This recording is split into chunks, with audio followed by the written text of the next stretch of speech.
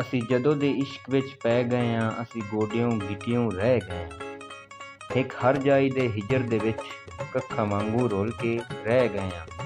ਅਸੀਂ ਛੋਟੇ ਕੱਦ ਦੇ ਬੰਦੇ ਸਾਂ, ਅਸੀਂ ਲੰਬੇ ਪੈਂਡੇ ਪੈ ਗਏ ਆਂ। ਉਹ ਹੋਰ ਕਿਸੇ ਨਾਲ ਟੁਰ ਗਈ ਏ, ਅਸੀਂ ਐਵੇਂ ਨੱਸਦੇ ਰਹਿ ਗਏ ਆਂ।